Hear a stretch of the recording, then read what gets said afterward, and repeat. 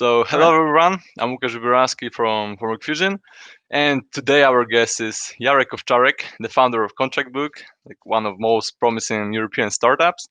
It's contract management platform. And Jarek will tell or share his thoughts and experiences as a startup founder when it comes to keeping employees engaged in the process and the startup's mission, and also how to organize startups work when people are spread around the world working remotely, which is currently in the era of COVID, like very common and natural thing.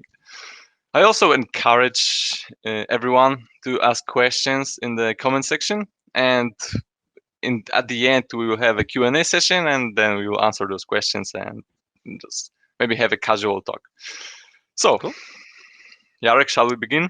Yes, thank you. I'm very humbled to be here and hearing that those words of being the most promising startup puts a bit of expectation, but I have to admit that it's um, becoming like I'm admitting to myself that the expectations are there on everyday basis, and yeah, I'm very humbled to be here today and to be able to talk about leadership.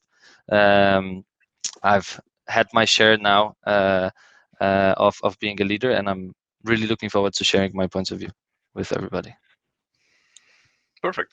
Maybe you can start with your story once again, like All right. from a broken guy to goes to foreign country to start studying, and Mm. like after a few years you're founder of Contract Book. Um, so yeah, as I've mentioned before to Łukasz, before everybody joined, or some people that just joined, I moved away from my home country and home city because I wanted to be independent. And from the very beginning, I strived for creating an environment for myself where I'm close to the decision-making process, and I can learn with the people that I'm working with. But in the end of the day, I was driven a lot by that aspect. Yeah, and I came to Denmark to study. I finished multimedia design and communication, and also I finished another subject called digital business development. And that meant that I were already during the studies, I worked on some of the ideas I had, that those ideas were good learning curves, but there was no business in there. I met one of my co-founders here at Contract Book back then at my last year of studies. And we worked together on our serious first startup, which was like a preference-based city guide. This was the times where preference-based was the trend, and everything started become preference-based. Like Spotify started. I remember that we at some point we even used a comparison that we want to be what Spotify is for a person listening to music, being able to rediscover their own music or rediscover their taste, or find new places that maybe are different but still are quality. And we wanted to build something very similar for the tourism industry. We raised some money, failed creating a business, a lot of lessons there. And after that, after spending all the money that we had to earn somehow our living, and we created a digital product studio. That digital product studio started working simply for the clients, and we've been pretty successful there. We started with small companies that we worked for, like PR agencies or simple websites that we've done in WordPress. And we ended up with working with the biggest Danish bank, Danske Bank, Telenor, Maersk, like with big players, but still felt like this is not it. And as soon as we gathered a bit of capital, we decided to invest that capital and also take equity in other projects. And at one day, one of our clients and a good friend came to us and asked, "Hey, what are you using for contracts?" And we looked at each other and just said, like, printer and paper. So yeah, well, I think what you're using. So I did a bit of research and figured out that there is something called digital signature, and that was just scratching an itch around entire contract lifecycle management. Another co-founder joined at that point, and so the journey began. Fast forward now, we're closing in on 50 people. Last year we signed a proper Series seed round with two VCs, one Danish with ties to Silicon Valley called By Founders, and another one called Gradient, which is a fund that is built out of Google money but managed by that VC. And yeah, we are working right now on cooking our Series A.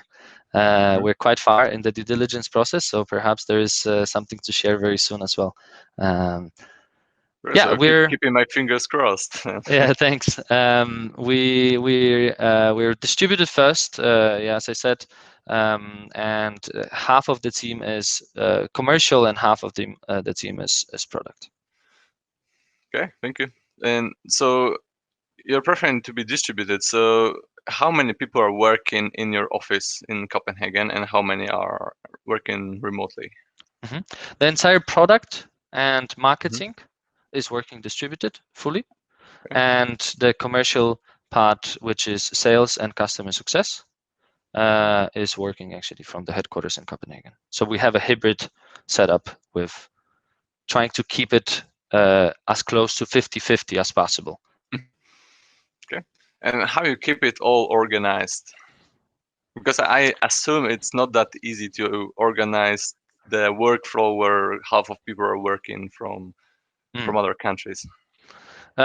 It comes down to, I believe, fundaments that are aligned, and it doesn't matter if you're distributed or not distributed. I believe that any company, well-working company, has to have these aspects under control.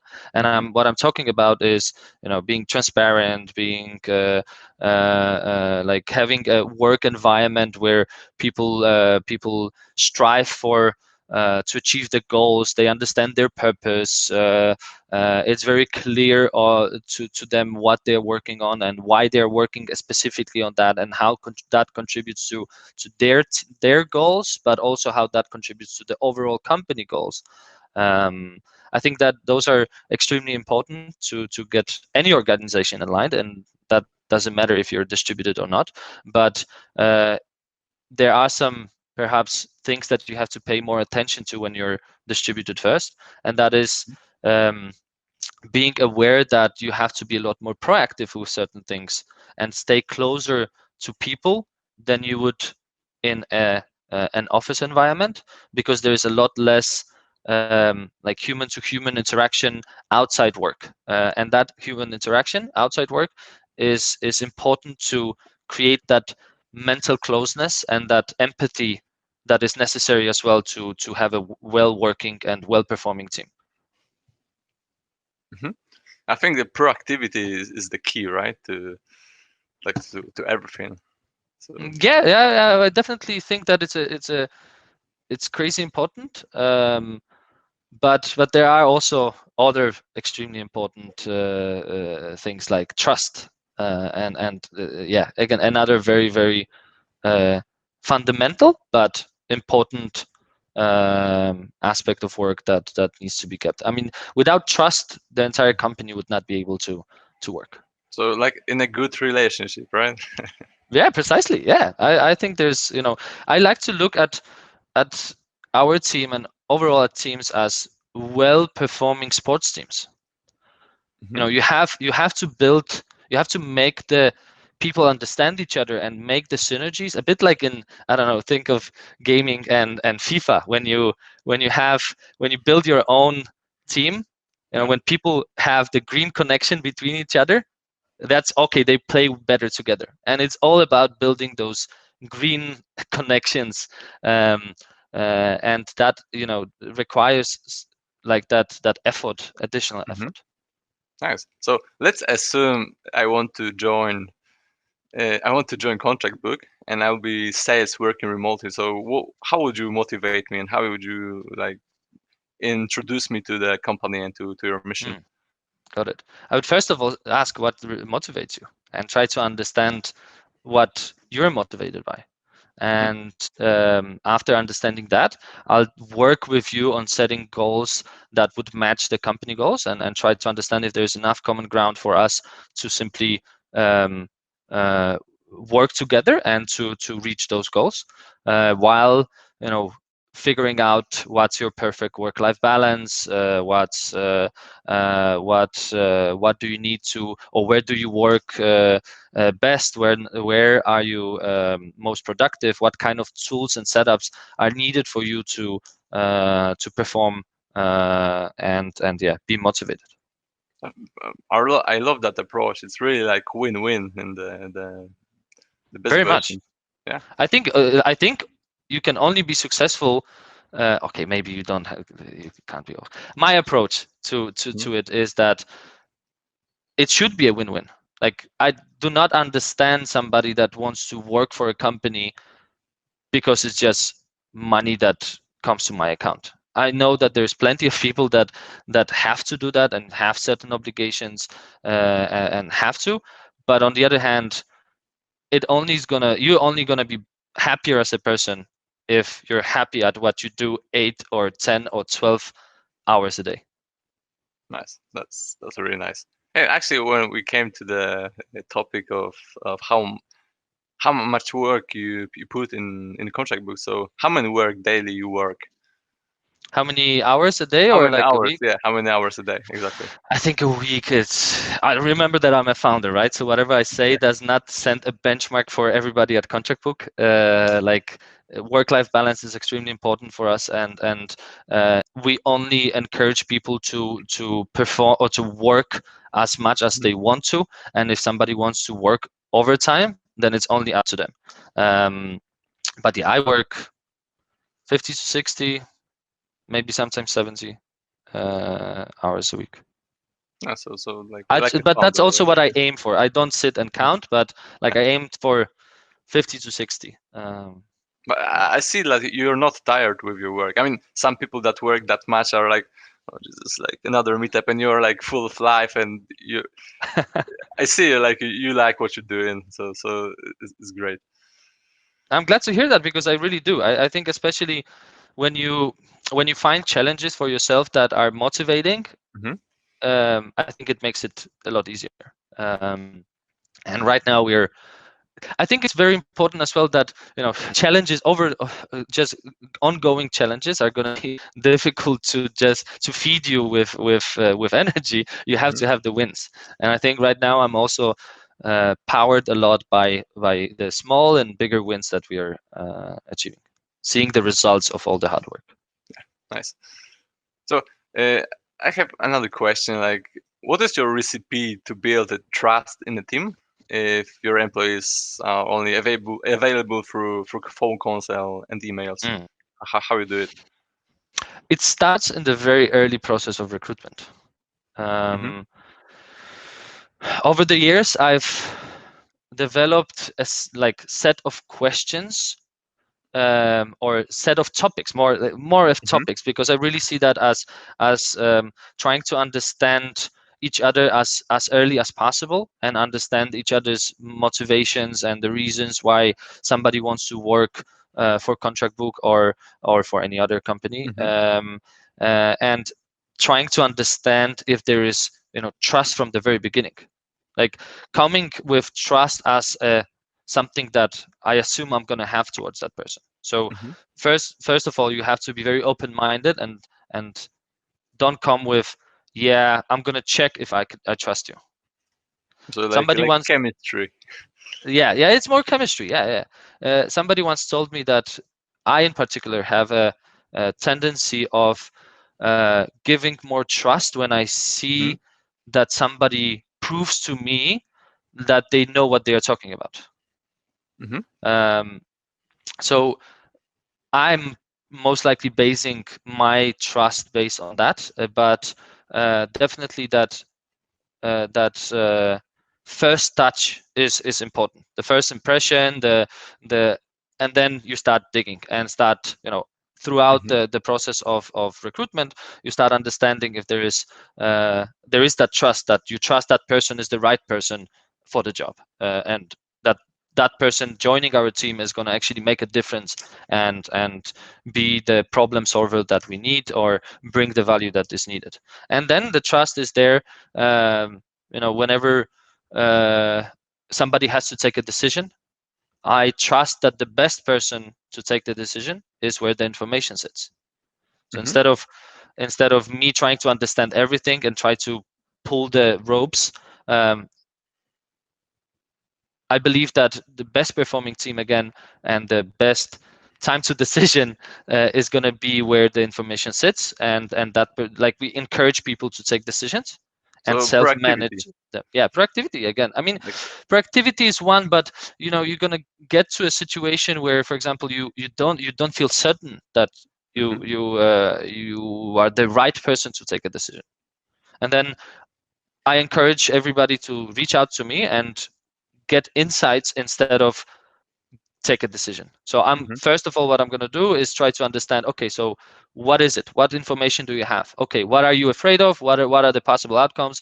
Are you missing any information? So, okay, I'm not comfortable with taking the decision because I really don't know how this is going to impact down the line the product development, or how this is going to impact what sales do and how they sell today the product. And then, okay, go talk to sales. Then I'm there just Mm-hmm. to, okay, here. Or if in the end of the day somebody really doesn't feel comfortable, and there are certain decisions that I'm going to take on me and take them because the company is dependent on those, I have no problem doing that. But I think that's also showing, working the other way, and showing people that that they can trust me on taking the right decisions. Mm-hmm. Nice. So it was about your employees' motivation. Now, what is your motivation and what drives you? Mhm. Um, I'm driven a lot by creating an environment where people strive. I'm driven by seeing others' success, Mm-hmm. and that means not only the team but also the clients. So seeing something that I built being used and helping people being successful is something that motivates me tremendously. When did you get this mindset? Like, was it Mm. always like since you were, let's say, a kid, you wanted to have a company and keep people engaged, or maybe it was some kind of process that was after you went to Copenhagen and started your businesses? I think it's definitely not from when I was a kid. I had a regular childhood where you don't know what you want to do, and you sometimes are being pushed, and even the butterfly effect kicks in, and the smallest decision changes the career and the Mm-hmm. trajectory of your life. Um, but I think I developed a bit, like I matured, and I think that comes from maturity. And it's all the events that happened along the way that made me understand what I want and what I'm excited about and what motivates me. Mm-hmm. And this is not the end, right?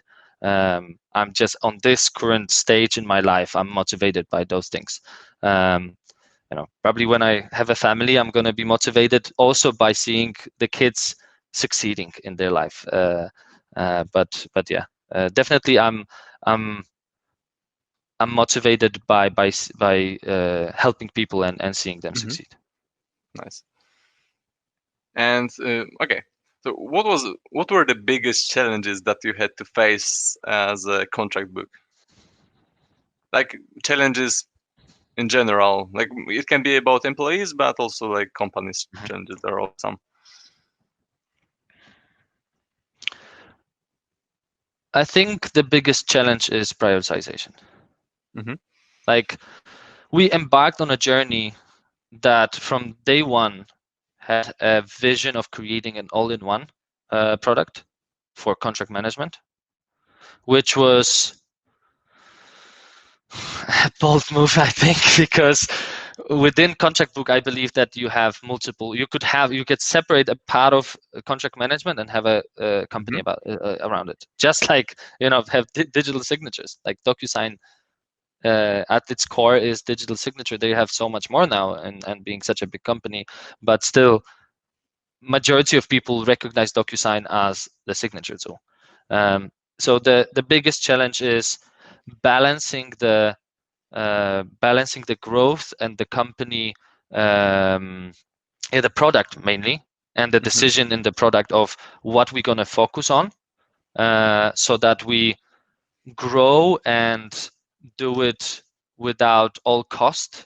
So figuring out where do you put the resources, where do you invest your own time, what do you say no to,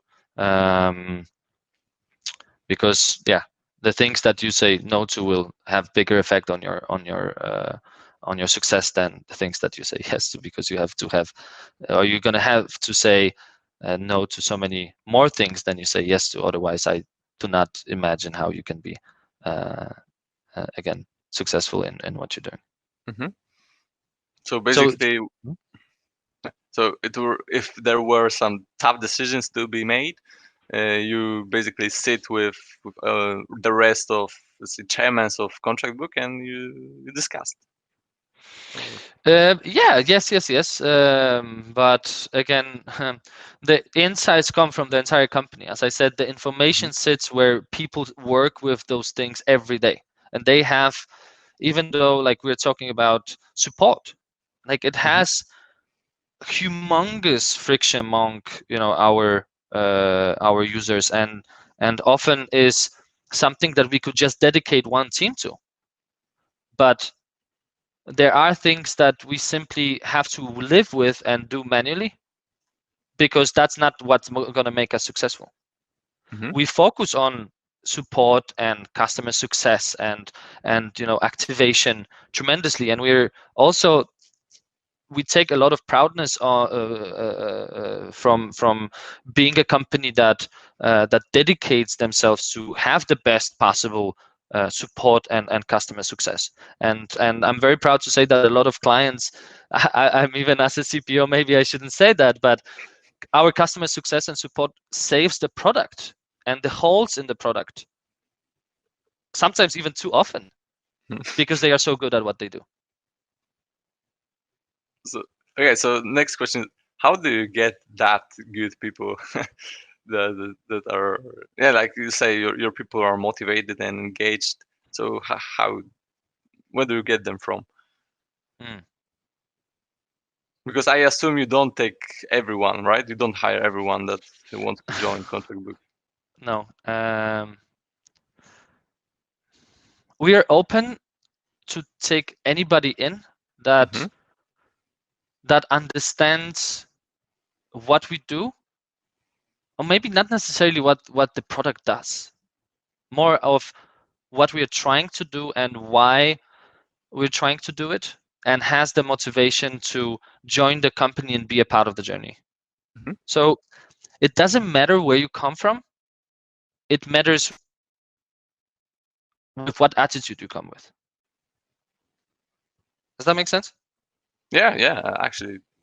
So I mean, if I have to be very specific on where do we put, I don't know, the job offers, we just use job boards and use our network a lot, and actually, like, we have also people coming into us and just going to the career page and just seeing the open positions.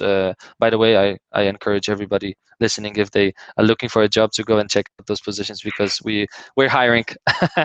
Then we get a lot of inbound that way as well, because of, I don't know, an article appearing here and there, and so you get different people from different sources. Okay, nice. And like, let's say someone, because we are still in the topic of working remotely and keeping people working remotely engaged. So do you consider people that don't like working remotely? Like, let's say that I want to join contract book, but I hate remote work.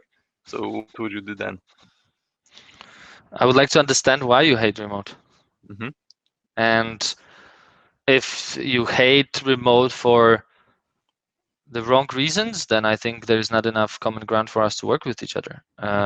So if you have challenges that you don't know how to overcome and we have the solution, and you're still like you come like you're open about it and say, I think like I really want to work for Contract Book, Mm-hmm. but I don't believe I can do it Maybe distributed. maybe that way. Yeah, maybe that way. Exactly. That way. I'd say, okay, well, what's your concern? What can we help you? Oh, but I've always, I believe that having somebody next to me and being able to talk to them whenever I have a problem Mm-hmm. is a lot more efficient and is better, and I want to do that. Then it's like, okay, for what reasons do you want to talk to that person all the time? Is it just because you feel like you're bad communicator, and you're not able to structure your writing? And during our recruitment process, we actually, one of the stages is where we invite people to Slack and we have a written discussion.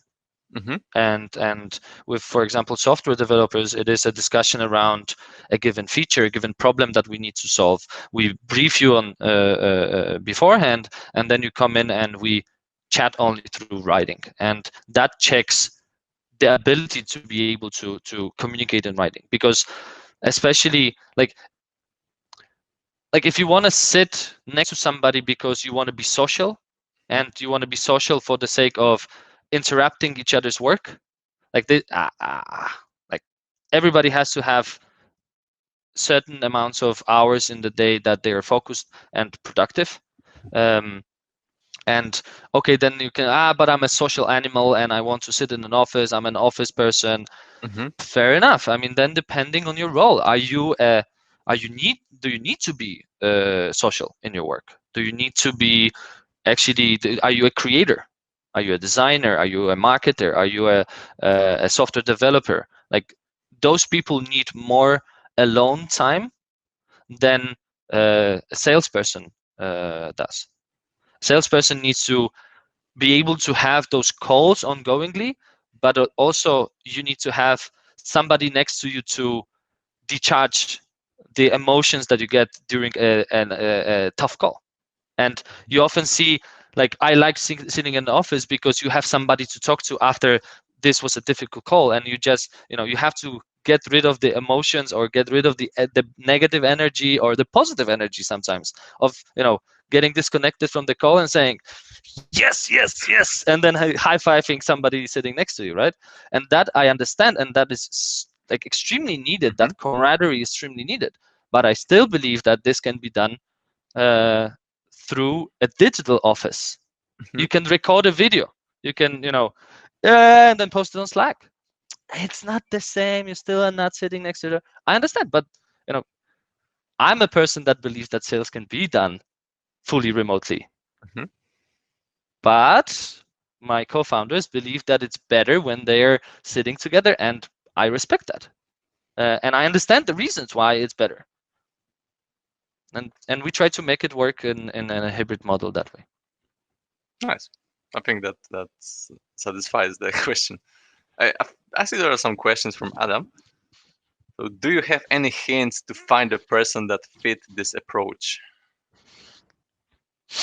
I think you have to go through a regular process of hiring, right? So you have to source candidates and understand, who is there, and understand who fits from the profile best, and narrow down the candidates that you are interested in, and Mm-hmm. take calls with those people, and then really understand who you need to hire and who you want.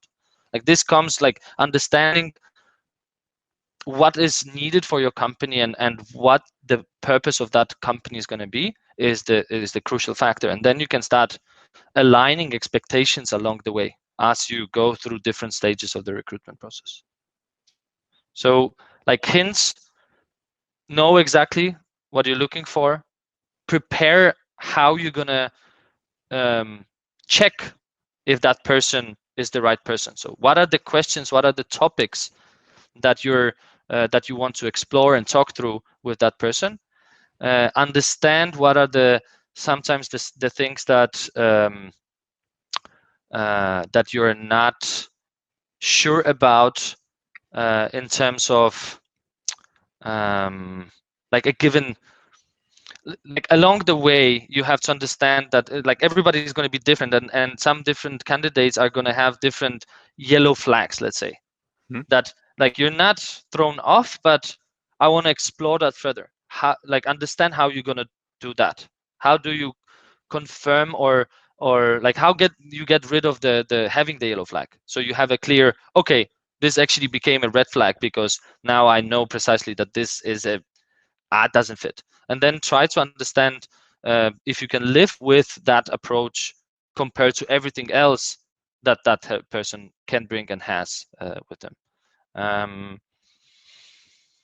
Yeah, I think onboarding as well is extremely important when you get somebody on to onboard people to the culture, to their role, to enable what we call a single player mode, distributed, or not even distributed. In every role that we hire, we have a single player mode where you simply are given an onboarding buddy, but you also are given a document where you know precisely what you need to do, what kind of milestones you have to reach, what kind of to-dos you have to do in your first week to even 30 days, because we also try to develop that 30 days activation plan so that you get the gratification of coming into the role and bringing value to the team.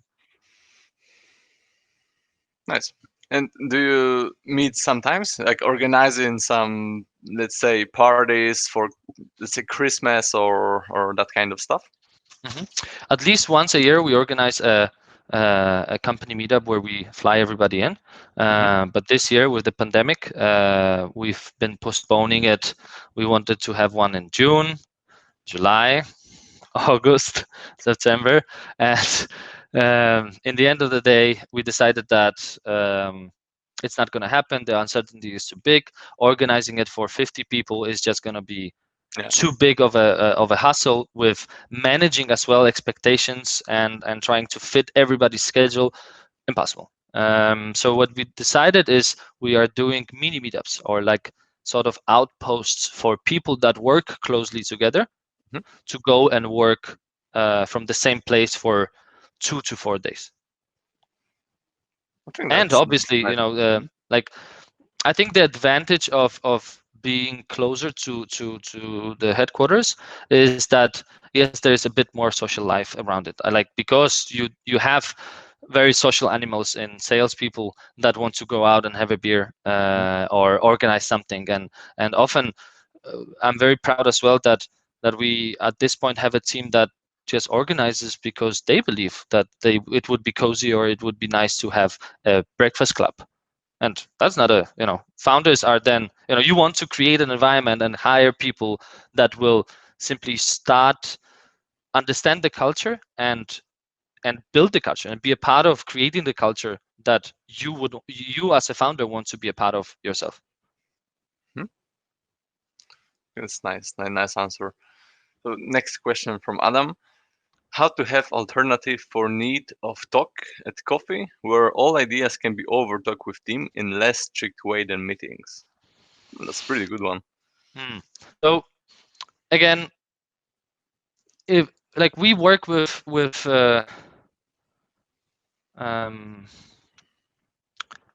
something that, okay, how do I explain this? So we try to avoid as many meetings as possible. So think like before you have a meeting, think twice. Can you actually write about it, ask, and move on to the next thing? Why do you need a meeting?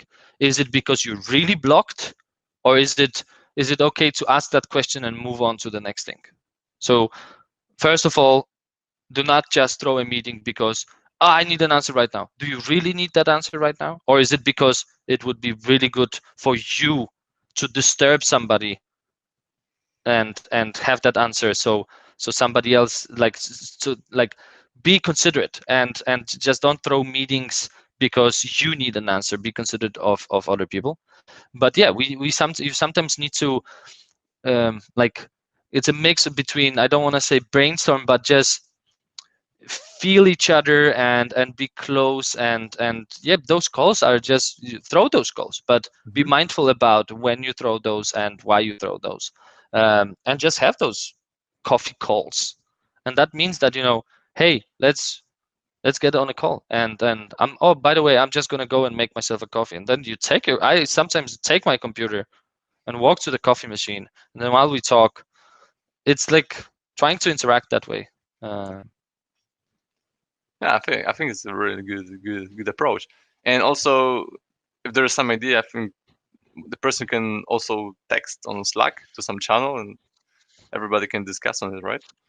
Yeah, precisely. But I mean, I think it has to be very clear between, like, there has to be a clear line between, it's a meeting to get something out of it, and it's connected to work, and it's a meeting that with a colleague where we get to know each other, but also discuss this because we like mix and match the coziness with the productivity, and that's fine. But I think it has to be so that both people understand the benefit of it, and not just because you need an answer.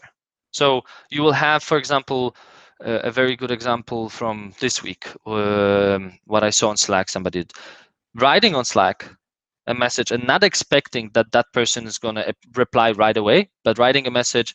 So, hey, our we have a legal counsel on our team, and somebody writing, hey, so I gotten this contract back. Oh no, actually no, sorry, differently. We have also hired a guy that is responsible for partnerships, and he's preparing a contract, and he needs his own partnership contract, and it's not necessary for him to have that today, but he's preparing for it because he knows that the first partnerships are going to be coming in. So he says, hey, Ellen, let's get a coffee a bit later. Do you have time for coffee later to help me create the contract for partnerships?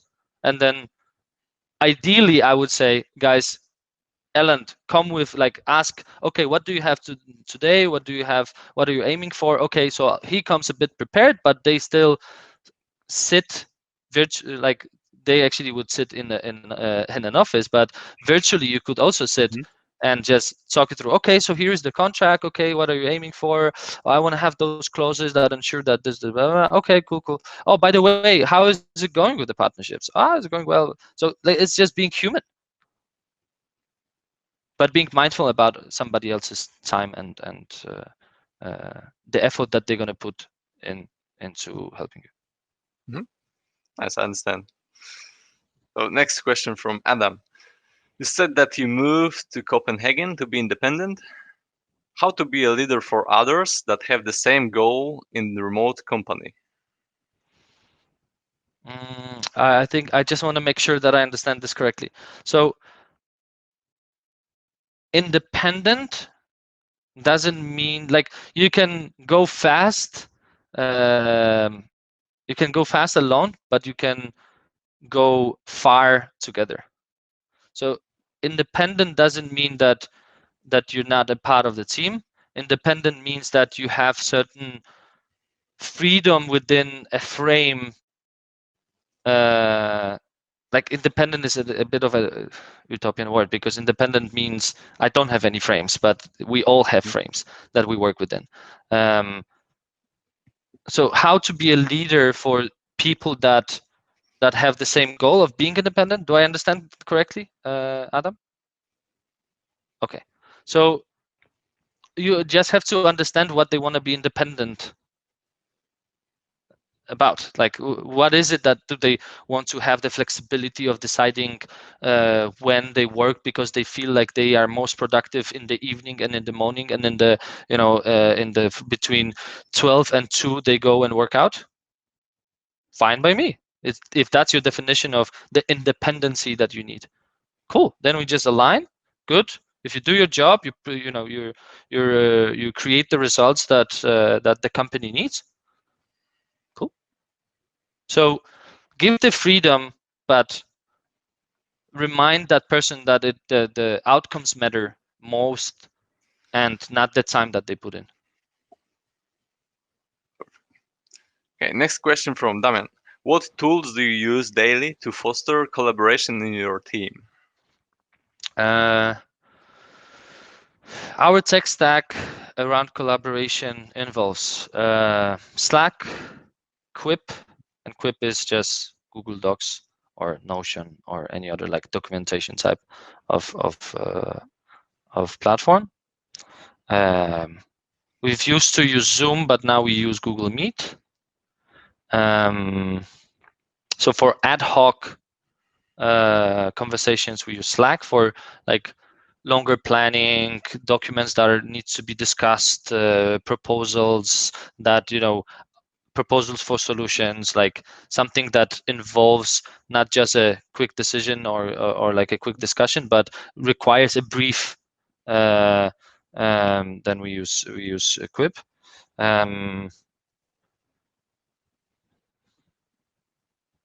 Our Slack is full of different things. Like, I think the channels are very important, and the type of channels that we have contribute a lot to the collaboration. So we have, kindergarten channel where no questions are wrong questions, and any question has to be taken as generally that person not knowing, and there's no stupid question in kindergarten. So like a salesperson can come in and say, "What's an HTML?" And that we help each other. So it's sort of collaboration as well. The way we structure the projects as well and the teams. Yes, Slack is the main like digital office that we use. Actually, I'm super. We use Trello for project management. What else do we use? I actually like Airtable. We use Google Sheets. A bit of everything.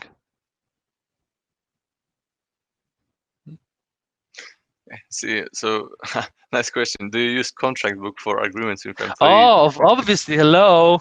Yes. I actually thought when you asked that question, the first that popped to my mind was contract book. But then I thought, don't be a fool of shit. Like, don't be full of shit. Like, don't say you don't use contract book every day for collaboration. But yes, we actually do use contract book heavily ourselves.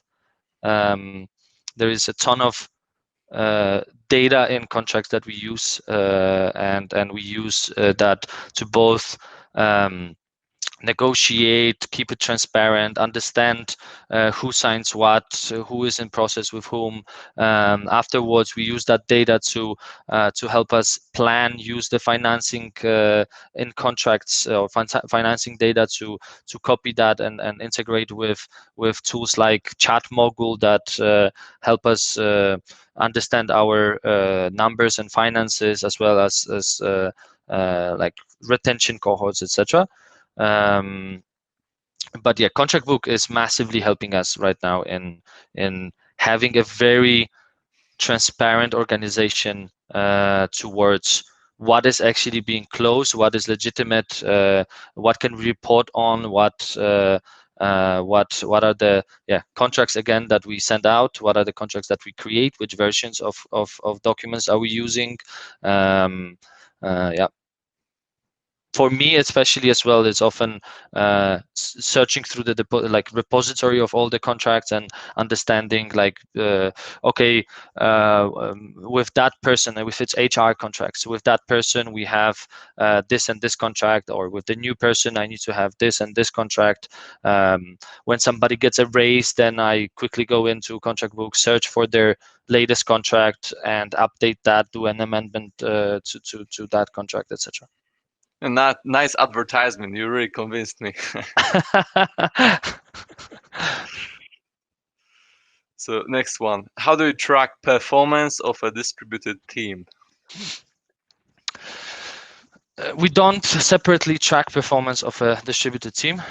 We track performance of every team, and you're part of a team like as much as you're a part of a team, no matter if you're working distributed or not. So we measure your performance, and we don't even look at the fact that you're distributed or not. It's not natural, right, in Mm. your company. Great.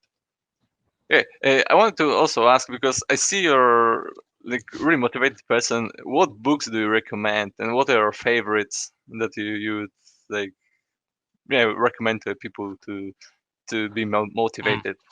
I would say that there are so many people and so many books that recommend like um, project management, product ownership, whatever books that there are, and leadership. There are so many that I'm just gonna say my favorite books is Witcher, and I recommend to everybody to find the favorite books that they either likes to listen to or Mhm. read, and de-stress and actually forget about everything that you do every day, and don't focus only on literature that makes you better at what you do every day at work, but also find uh, the perspectives in other literature, whatever you find the most interesting. Nice answer. And by the way, do you play games? Like because the cyberpunk is going out, so No, I mean, yes, I do. So from time to time, but I don't remember now when we played Counter Strike. We used to go a lot and play even against our clients in Counter Strike. But nice. no, I like. But we like the. I like personally. I don't have a gamer setup, so I would go to a gaming cafe. But yeah, I would play Counter Strike most of the time. Okay. And Witcher, back in the day, I played a lot of Witcher as well. Yeah, it was like hell of a game, Yeah, definitely. And book also, it's also one of my yeah, favorites. yeah. Okay. Next question from Adam. You said that you travel a lot these days. Employees travel as well. Do you use possibility of working remotely? Do you find this hard to manage? Um, Now again with the pandemic, there's a lot less travel. In the last year, we saw actually a lot more travel. We had people move from Europe to Asia and work there. One person actually worked for 10 months from Asia, traveling Asia around, and it was not a problem whatsoever. Again, if you prove to the team that you're able to do that before you move out, you have to deliver and build that trust.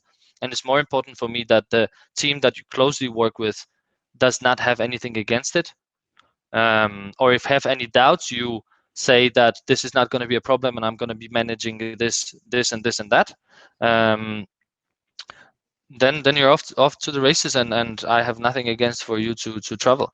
There is, and then sometimes when we talk, I just simply use my personal experience, and if somebody says, yeah, I know it's going to be okay, I'm just going to travel and work, and if they're not aware of the fact that you have to have like basically the days you travel you are almost not able to work. You can Mhm. sync with work, but you're not putting productive hours, period.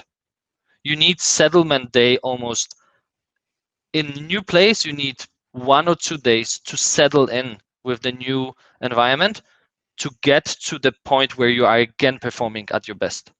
So like short travels, I would recommend that you should do that, but you should not create a road trip while you work.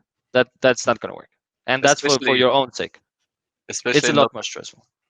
especially not on a motorcycle, right? Because it would be Yeah, quite dangerous. yeah, yeah. Uh, do you know Precisely. Tim Ferriss? Yeah. So I remember, like in his like one of the most famous book, 4 Hour Work Week, he Hmm. also suggested that uh, to move to start working remotely, you have to prove your employer that you're able to do it, and actually you're more productive with it. So it was his first step to gaining like this 8 hour work week. So I just recalled when you started saying that someone had to prove to you that he's able to do it, and then you decided to let him work remotely. Yeah. Okay. How does a developer succeed at contract book? I'm laughing so much because Anas just got hired as a developer. He's joining us in 1st of November. Maybe he can tell us on the chat, right? You succeed by understanding where you bring the most value and coming in and delivering that value every day. Next one, you will like it. Is it possible to integrate contract book into existing product? Yes, it is. In many ways. We have an open API that you can use if you're software development heavy or capable of you have resources available you can do yourself. But we also have integrations to other products through Zapier. And Zapier does a lot of magic for us.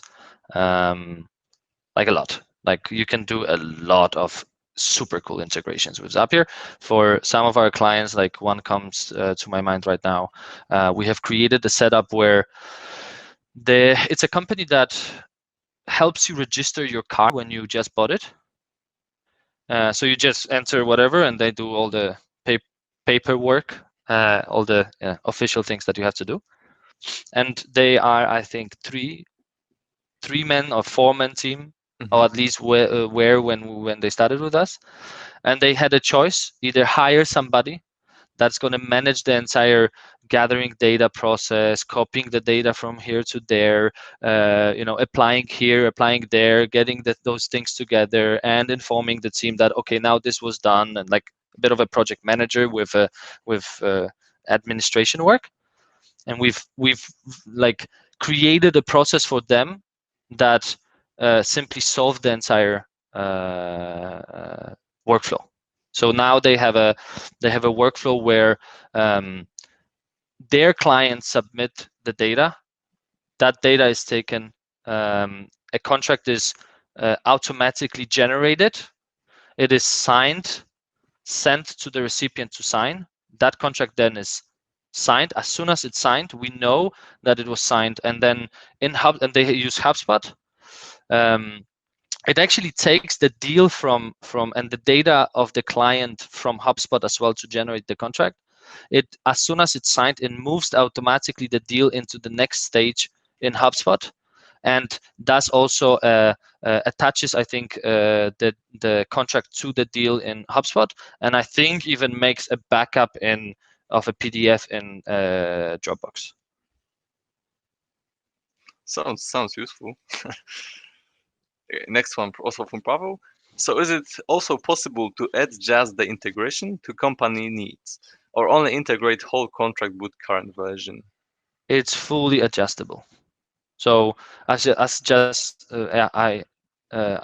mentioned, you can if you need a ping in Slack that a contract was signed, cool. And that being a celebration as well, if you're a software development house or any startup that is crucial on your signed contracts, you can do that. And if you believe that that's what's going to bring value, like whatever, like Zapier opens up endless possibilities. I think they have over 2,000 apps there that you can connect through triggers and actions, and we expose all the data points from the contract to be used anywhere that you would like. Okay, I think it's like almost 1 hour. Well, it went fast, really. So, also have one question. Like, imagine you could go back in time, like to before you start a contract book, and what advice would you give to yourself then?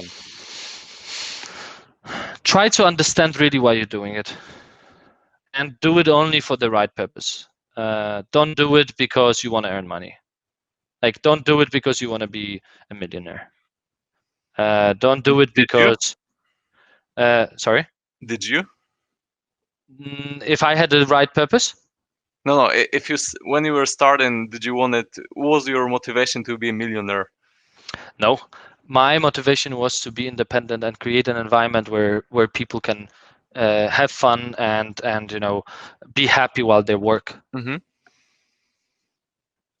But yeah, don't do it for the right reasons, and money is not going to make you happy. It's not like I'm a millionaire, but Not yet. let's see. Maybe Uh, already. but yeah, I think it's more important to get the pleasure of your get the pleasures that you need in your life to be happy, and those whatever that makes you happy. If it's reading 2 hours a day, or if it's running, or taking a challenge in triathlon, or whatever that is, and having that work-life balance, and having colleagues and work that you really enjoy. I think that's the right motives. And other ones, like any company, like to create any company, because again, it depends on the company. But if it would be like a SaaS company, or like creating a product and service for other people, just like Contract Book does, I'd say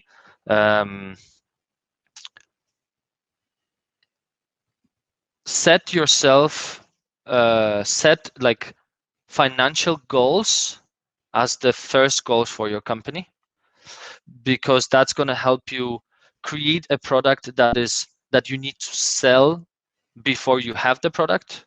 And that's a very good proof that the user really has a need if they are committed to pay you before even the product is there.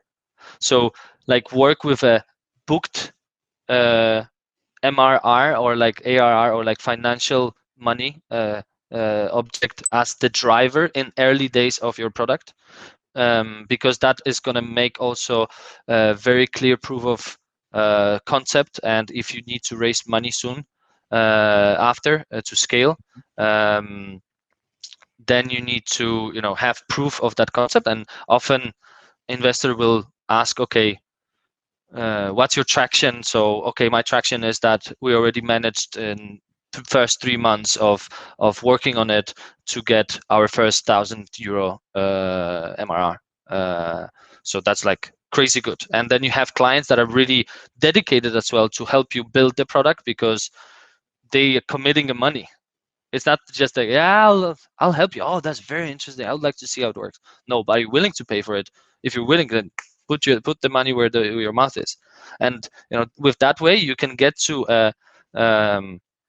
like a early product market fit. And it's a like, try to get to early product market fit as soon as possible. As soon as you get there, try to understand how you scale it, and take one thing at a time.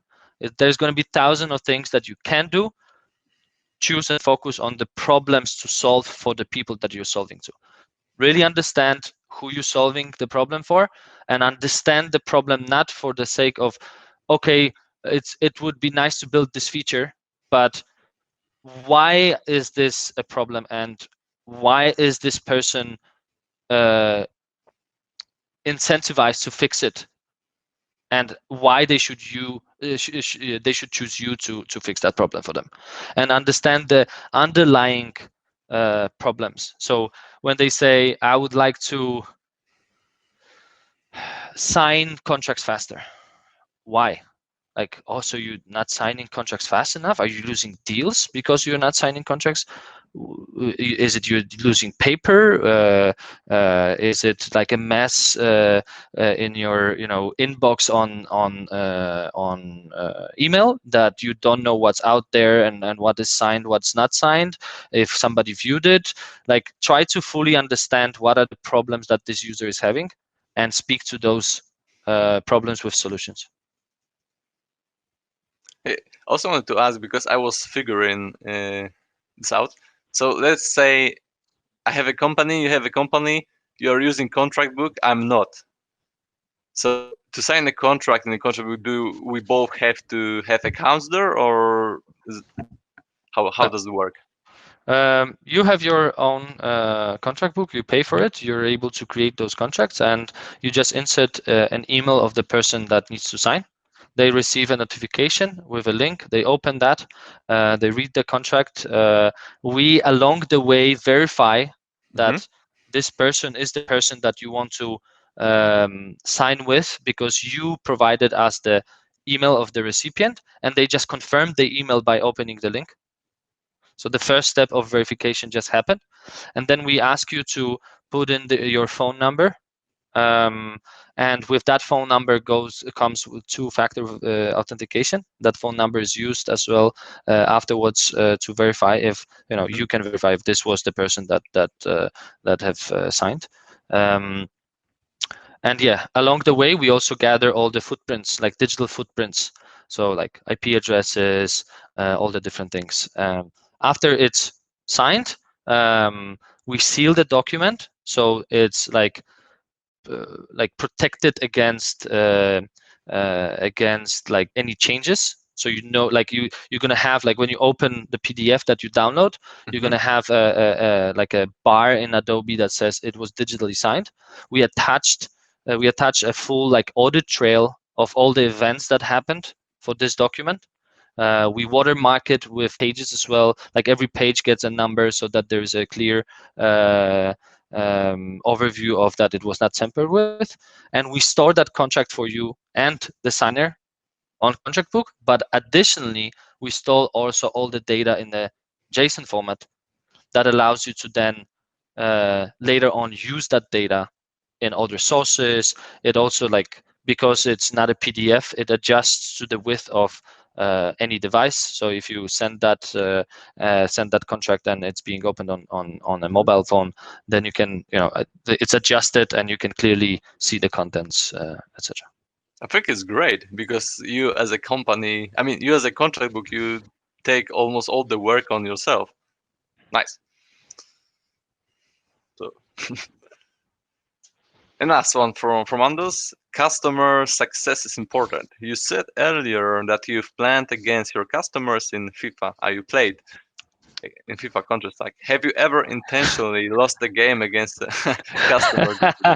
I think I have even a better story.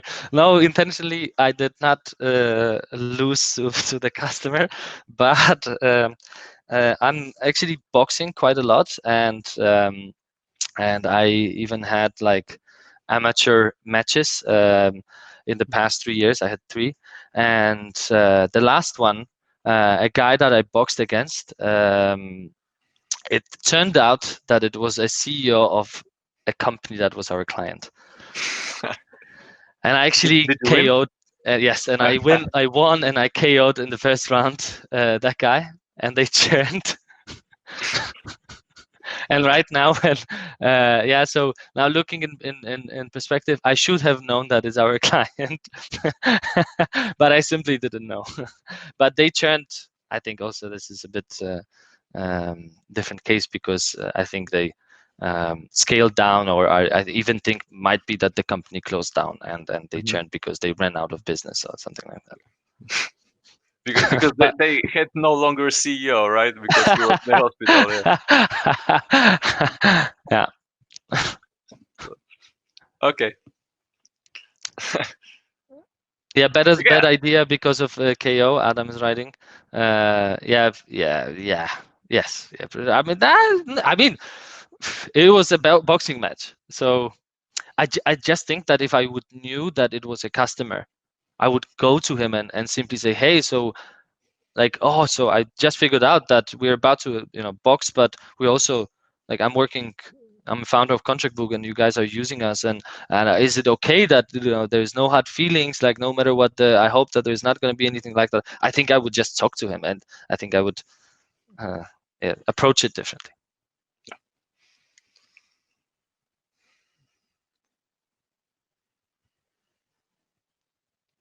Yes, customer relationships in a startup is a big topic. It is in any company. It's a big topic, and like, it's an art on its own, definitely. Just like any other work you do in a company is an art.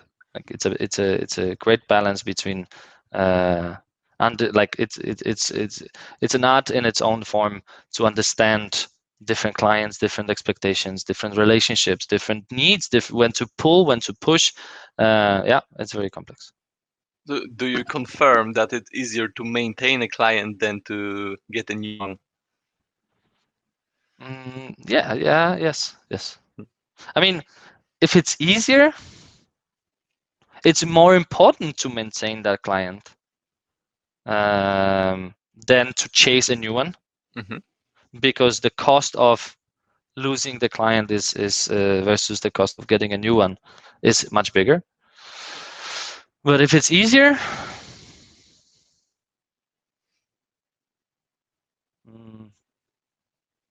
it depends. Yeah. Okay, well, it's 70 minutes after we started, so I think we'll be Cool. finishing.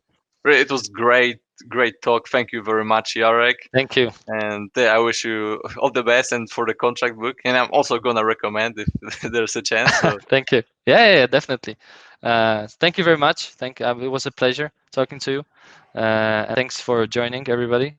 And yeah, have a good day. Thank you. Goodbye. Take care.